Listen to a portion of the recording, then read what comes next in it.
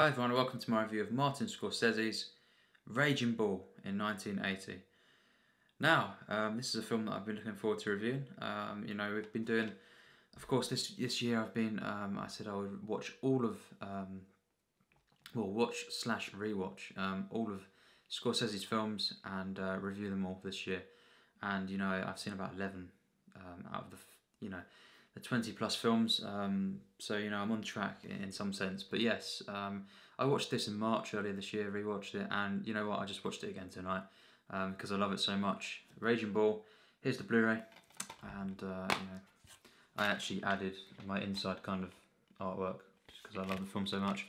And yes, this film is one of the most acclaimed of all time.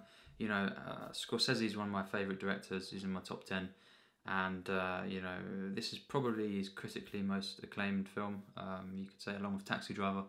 But AFI and lists like that and Sight and Sound, this is usually on top. And Roger Ebert would say, well, at one point he would say Taxi Driver is the best, and then at another point he would say Raging Bull is the best Scorsese film, and one of the top 10 films of all time. This is a highly acclaimed film. It's in the top 250 on IMDb as well. And yes, I saw this film, I think, when I was around about 12 for the first time. And I put it on and I watched it. I heard some great things about it. And Robert De Niro was my favourite actor. As long as I can remember actually following actors, which was pretty young. And he still is. And I watched it and I was blown away. I could not believe how good the film was. And ever since then, when it was on TV at times, or when it was about to start, I would put it on and I'd just watch it all, from start to finish. And I've seen it quite a few times now, around at least 10 probably, and it just remains, it just probably gets better and better each time. I watched it again tonight, of course, and it's just one of the most mind-blowing films you will ever see. There is some people, of course, that don't, it's not the most popular, with fans and everything, of course. Goodfellas and films like that, and Taxi Driver even, are a lot more popular, and of course there's quite a lot of people that don't like the film. And it's been criticised for being very cold. And first of all, I respond to that with definitely not. There's many warm scenes, and it's it's very it's full of heart, the family life kind of stuff. The relationship that Joe Pesci and De Niro have, it's just really warm and touching, and it's just human. That's what the film is, thoroughly human. And also it's got loads of comedy as well. I don't find it cold. I just find it very dark, of course. Especially the ending sort of 25 minutes, which is, when he's older, of course, De Niro, and he plays Jake LaMotta, and this film is basically chronicling the life of that. And, it's kind of just, from 1941 to 1964, I think it was. And it basically covers his life, as a boxer, and his home life as well. And, the abuse and everything that went on in the family, and doesn't hide anything, it really shows everything.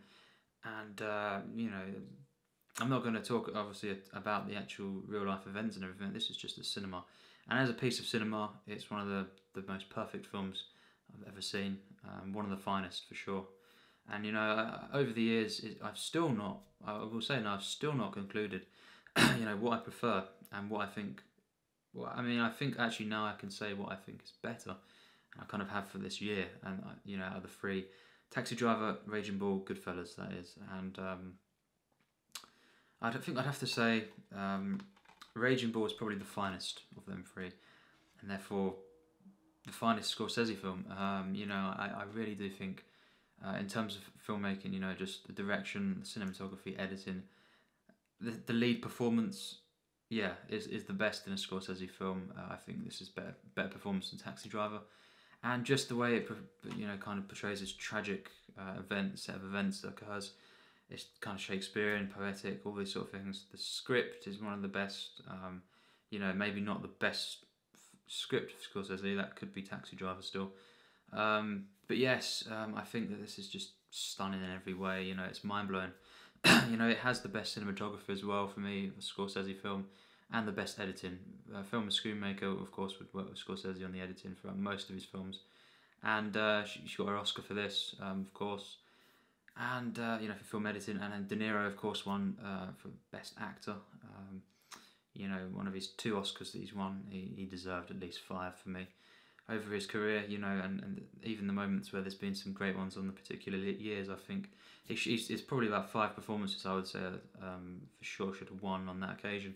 But yes, you know, De Niro is my favourite actor, and in this film, he is wonderful. You know, it's completely different to Taxi Driver, what he does in that, because that's a much more, you know, relatable kind of innocent guy at times at the beginning in that sense, but very unhinged, a lot more subtle, a lot more quiet character, awkward. In this, you know, is an animalistic performance. It's more, you know, outbursts and everything, and much more, you know, it's a smug character in that sense. You know, he's very, very aggressive and everything. So completely different, and two of them performances just the best De Niro Scorsese performances for me, and you know, they're just so good in their different ways, so masterful. But I think Raging Bull is probably better, and it's just stunning. You know, many have said it's the best performance of all time, and it's not far off. It's just stunning. You know, I kind of, it's just the eyes. You know, there's particular scenes throughout the film. You know, the TV set scene, or well, there's just many scenes just that has some of the best acting you ever see. You know, De Niro is just on another level in this film, and you know, it's in reverse really, the Taxi Driver performance. He essentially he pulls all the punches. You know, he kind of just he gives everything, and then there's moments where you do feel sorry for him.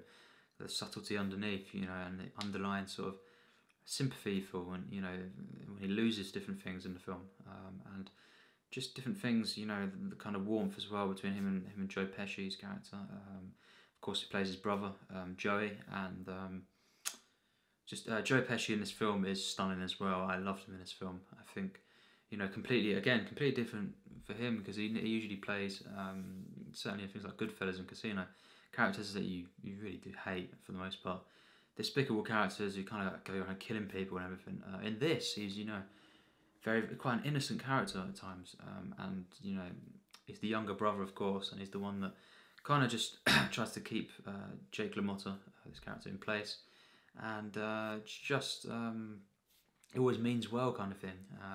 Frank Vincent as well in this film is great. He's really great. All the Scorsese's he's been in has been great, but this is probably his biggest role. Of course, the most famous involvement he has is in Goodfellas. That scene, you know, the violent scene, great scene, and yeah, but this is probably the one where he's got the biggest role in Scorsese, and he's great in this film. Really, really great side character, adds a lot of tension, and also loads of comedy. You know, I think this is a really, really funny film for the first half. But basically, the way that this film begins is just the opening shot. Of course, is one of the absolute greatest in film. The way that Scorsese used the music, the classical music, just with the, you know, the dancing, the graceful dancing in this ring of Jake LaMotta, and you know, the lighting, all the mist, everything like that. It's just cinema. That's how you make a film. That's how you edit a film. You know, the slow motion use of music, the title coming up. It's just perfect. You know, it just gives me shivers every time. It's definitely one of the best opening shots, and the best opening shot to a Scorsese, full stop, easily. And the use of music throughout the film as well. You know, the scenes where you see kind of documentary-like footage of De Niro and, you know, Vicky, and of course Joey. They're all kind of you see their life progressing over time. Perfect. You know, the choice of music there, again, classical. It's just so operatic, this film, in these parts. And it's just it's very, very dreamlike qualities that it has, as quite a lot of the best Scorsese's have. And I think the way he juxtaposes the classical music actually with this animal, basically, in a sense, this really outrageous, brutal character, animal at times, of course. It's just something that's just a perfect mix. It really does. And it adds this grace to the film, and as well, just the way the camera moves throughout the film, it's wonderful. You know, very, very free flowing, and yes, dreamlike. I always say this, but yeah, very, very dreamlike. And as well, there's a lot of use of, you know, the sound mixing, sound editing, where sounds are muffled and bits. You know, there's a lot of slow motion just with dialogue, where you just see the mouth moves. And I think this is just perfected. It is amazing. You know, the way he does this, because you know Jake LaMotta, you're kind of seeing it through his perspective. A lot of things are distorted, you know, through his obsessions and everything that happened, you know, in the film, and you know, it just adds such a layer to that, and you know, you kind of get in the way that it just shows how cinema can do this, you know, and there's films do this perfectly. Days of Heaven as well, to use the sound editing and stuff to kind of and muffle, to just create such a surreal effect, but get you in the mind of certain things, and combine that with the acting of De Niro and the actual script, which of course Paul Schrader would work on heavily, and De Niro and Scorsese, though, you know, had a lot of in the final actual, you know, the final draft and everything was a lot of them. So you know, big collaboration, but they're not really credited, Scorsese and De Niro. So you know, you have to mention that, because really it's just a work in that sense, collaboration, of course, and always is, of course, a director, even if he's not wrote an actual film. But you know, they is to mention they are uncredited. They did have a massive input in that, and you know, a very interesting release, which I'll get to soon. But what I'll get to now, you know, this film is probably you know, there's a lot of build up. Of course, Scorsese thought he'd never make another film, and of course De Niro and that came to him, and they decided to make this film, and you know, put his all into it. And of course, it didn't get great marketing and stuff, and it didn't do well at the box office. Has since been acclaimed as one of the greatest of all time, of course, but you know, the way that United Artists basically went under because of Heaven's Gate, really. Yes, it is kind of was that at the time that was what caused it, the flop of that. It's a shame. Scorsese throughout the 80s meant that he would only make much more smaller films because of funding issues and stuff and distribution, and of course he would, you know, hit it out with Goodfellas in 1990, but you know, it affected his career then. So this is another, you know, between this and Goodfellas, that's probably why, you know, it affected his career basically, and Coppola as well actually. But yes, it is a very interesting release, and you know, under the circumstances as well, you know, personal issues and stuff. It's remarkable, even more so, you know, how it was made and everything. But you know, the characters in this film, I find that, you know, it's got some of the warmest characters in Scorsese film actually, you know, or at least the relationship, the connections. Of course, it's just, you know, of course, a lot of it is very dark at times, but it's got a lot of tender moments, very warm, you know, and a sense of charm and everything. Of course, a very complex relationship between Jake LaMotta and Vicky, played by Cathy Moriarty, wonderfully. Very complex, of course. It's just one of the most compelling relationships in cinema, I feel. And again, you know, the way that Scorsese portrays this character Vicky through the eyes of you know, Jake LaMotta, is really wonderful. Again, a lot of slow motion, a lot of different lighting choices to kind of make it more mystical, and you know, and the way he obsesses over her, it's just it's all channeled through all the cinematography and everything as well, the sound mixing. It's just wonderful, you know. This film is so flawless, so mind blowing, and of course, the boxing scenes, the best in film, full stop. Better than Rocky, and you know, not to say that anything downplay Rocky, but these are easily the best boxing scenes in cinema. You know, Scorsese, the way he just chose to put the camera in the ring, and the way that he uses speed ups and slow mo, and you know, dolly zooms and all this sort of stuff, and of course the light, the flashlights, all the cameras and everything. It's just perfect. It all creates just this intense experience that you're in the ring, and all these different elements of filmmaking just assaulting you in that sense. You know, and as of course Jake LaMotta pulls all the punches and actually fights, you can't get right in there amongst it all. And the editing is easily the best in the Scorsese. Some of the absolute finest in film. I think the way that the boxing scenes are edited, unbelievable. You know, it's kind of like a dance of flurries, you know, and of course very brutal as well, you know, and just the way that Robert De Niro is able to give like this physical performance as well, just the way his stance is and everything. Of course, he took up boxing a bit, you know, to practice and that. He was told he could actually could have been like a full-time boxer. He was that good, and it's just so authentic the way that, you know. And of course, he gained 60 pounds. all this sort of stuff just shows, you know, his commitment that he put in, and it just pulled off wonderfully. Just adds an authenticity to the film.